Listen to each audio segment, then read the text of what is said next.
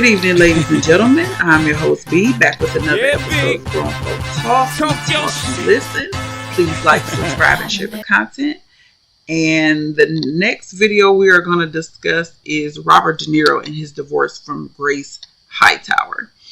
Now, you know, in Hollywood, divorce is never easy, but a high-profile divorce, you know, in Hollywood, it's always something, right? So let me get them up on the screen for you. So this is Ms. Hightower here.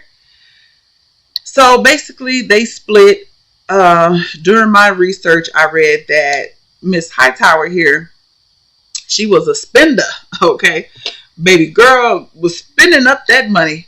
Robert De Niro is supposed to be worth $500 million between his acting career and investments. And Miss Hightower over here, she was helping spend all of that quick as it came in, according to his lawyers during the divorce proceedings. She was definitely a big spender. I believe both of them were, but he was making the money, right? So they didn't emphasize on his spending as much. These two have been married for over 20 years. They have 2 children. One via surrogate because of their age. When he met Miss Hightower, she was a hostess at a restaurant. So there's that. That's what she was doing before she met Robert De Niro. So what I really want to get into, before we get all the way into it, what's your favorite Robert De Niro movie? When I was doing my research on this, I started looking at some of his movies, and he has a catalog, right? One of our favorites here is Casino, and then some of his other projects like the Grandpa, some of those, but I guess Casino would be the number one. That was a really good film, and I didn't even know about Casino till a few years ago. My husband introduced me to that movie, and I really liked it. So there's that. Let's look. I got a few pictures of the 2 of them. Okay. Here is Mr. De Niro and Ms. Hightower.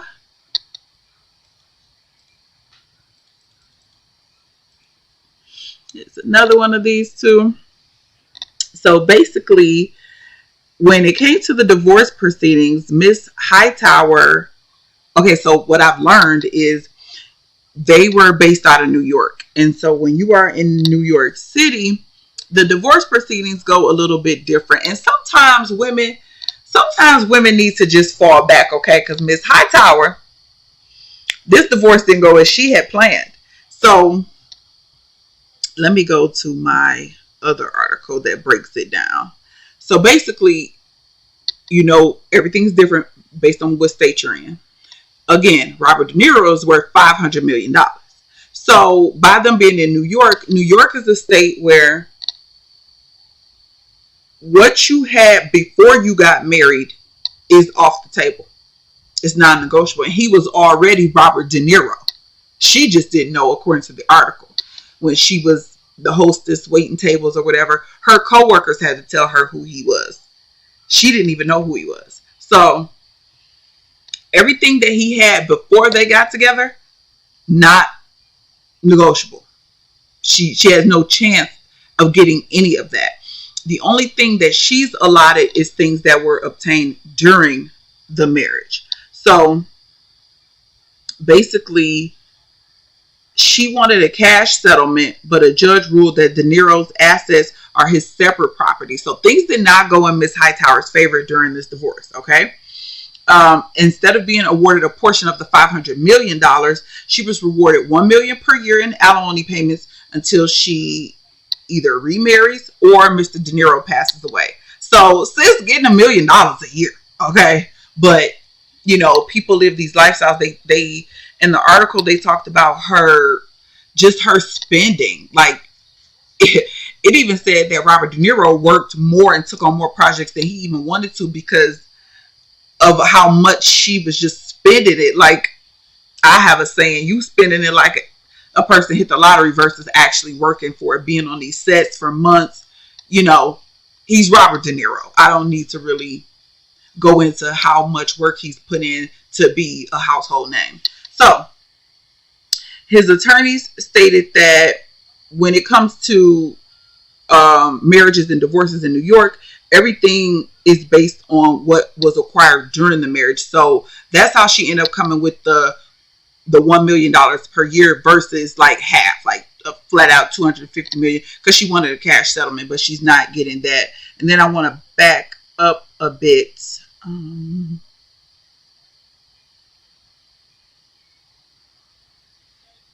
It was something that I wanted to bring out.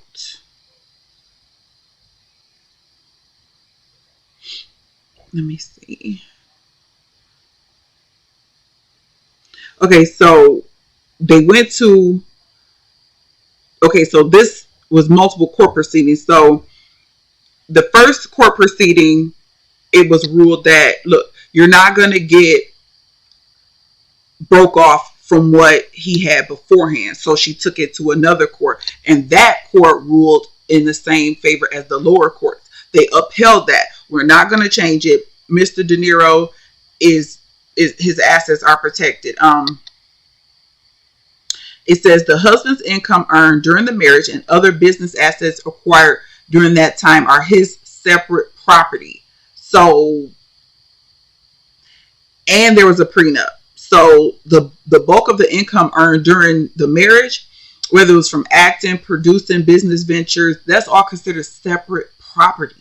So she's not, but is it me? Because some people feel like this money is nothing. It's peanuts. And I know this is everyday average people talking shit. Like, how dare you say $1 million or $100 million is not a lot of money?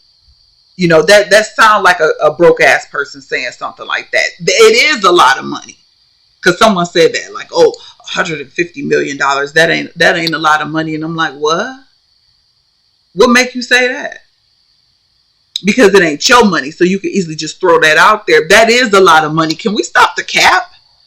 Anyway, she still walked away with millions under the prenup, and it was advised that she should sell the $20 million home that they were living in and put $6 million toward buying a home of her choice. I knew I saw $6 million in there that she could live in with the 2 kids. But anyway, under the terms of Robert De Niro's prenup, he agreed to pay her $1 million a year in alimony, which I think is crazy, until she remarries or he dies. Why would she remarry? Why? That's going to stop that $1 million. I just don't understand this. I don't understand how you were a hostess. You marry somebody who's rich and famous. You divorce, and now you get $1 million a year. For what? Because you was alive and functioning being a hostess. I just don't understand this. But again, I'm an average everyday person. I'm not a celebrity. I don't handle millions and millions of dollars on no regular basis. So for me, I'm just like, you getting a divorce from somebody and you want to get as much as you can get off that person. But then again, I'm not a moocher type of person. I believe in working for mine. I'm not looking for somebody to support me financially and take care of me. I go to work. You know what I mean? So whatever. But anyway, they were together for over 20 years. They had been separated for a while before they actually got divorced, but they've been separated and living separately for some time. It's been fights back and forth on how much he should actually pay her, you know, and it's just really sad to see things like this happen. For one, you know, you hate to see people get divorced, and then it gets really, really messy with this money and stuff involved. And he is almost 10 years her senior. So there's really no telling, you know. Nowadays, you don't know if people marrying you for love. People be with people 20 years and divorce them and try to take everything. And you'll be looking like, dang, did this person ever really love me? And I don't know anything about her at all. You know, nothing other than what was in the articles from the little research that I did on the actual divorce. But it's just sad that a man or a woman could work hard, establish themselves. And, you know, that's a lot of talk that's going on right now. A man establishing himself, and then what does the woman bring to the table? And a lot of women are saying, oh, I am the table. And then when you leave, you want to take the table plus, you know? It's just sad to see. And I know, critics will say, well, she was married to him. That's her husband. She helped him and she did this for 20 something years. And I'm not denying that. Hell, I've been married almost 20 years. But I still don't think that you should have this big money payout as you walk out the door. You want some money, you stay with the person in the money. You leave out the door, you leaving it. Because you wasn't dealing with millionaire status. You was a hostess at Mr. Chow or something. You worked at an A-list restaurant. That's how you met this man. So I don't know. Leave me your comment. Let me know what you think. And I just think that as I look more into these articles and these situations, it's distasteful to me. This is my opinion over here at Grown Folks. So this is how B feel. B feel like you shouldn't get a whole lot more than what you came in the door with. Now, I believe in being fair. Like, I'm not one of those people where if I break up with somebody, it's animosity and bad blood. Yeah, I want you to be all right. You still the mother of my children, or you the father of my children. I want you to be okay. But I'm not about to worry about making you super comfortable. Yeah, you need to have a house. You need to have a vehicle. You need to be able to provide and take care of our children. But at 63, you knocking on retirement age as senior citizen. Shouldn't you be getting some kind of a social security check or something to help you? Yes, we're not going to be petty. I'm not saying drag her out to the streets and throw her bag on the curb. But why are these people, these women and men, but women wanting to get divorced, but you feel like you deserve all of this money that you didn't even work for? Supporting your man is part of a marriage. That's what you're supposed to do. Hello, help meet. They need help. God made us to help them because they need help. So why do you deserve this big payout? You want to leave, but you want to take the money with you. Again, yes, you need some type of housing. You need transportation. They have a young child, a 6-year-old. So yeah,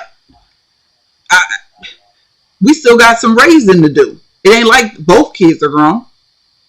So yeah, there are some things that need to be put in place to make sure you are alright. But that's just it. You need to be alright. You don't need to be super comfortable living lavishly. For what? Because you had that life and you want to leave it. You just want to leave me, but you don't want to leave the lifestyle. You still want the money. So you can take the money and get with the next ninja and live it up. Because what incentive do she have to remarry? Again, the money stop if she remarry or he die. Common sense. Why remarry? The way she's spending money, I'm sure she'll blow through $1 million a year. Easy. According to the reports, to the Deniro lawyers anyway. She'll show you how to spend some money. And usually that comes from people who didn't put in that work, who didn't earn it. It's easy to blow money that you didn't earn. But when you work for money, a mature, disciplined adult is going to be like, well, hold on, let me be a little more responsible. Let me see how I'm moving, how I'm doing with things because I worked for this. I know I am. Let me go bust a 12-hour shift. When I get my money, I'm like, okay, I'm not about to just blow it to try to impress other people. I'm going to be wise with my money. And according to the report, she was reckless.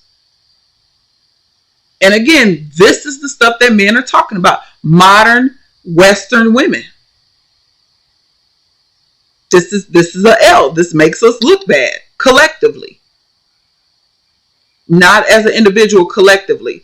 Ms. Hightower here is an individual. It makes her look bad.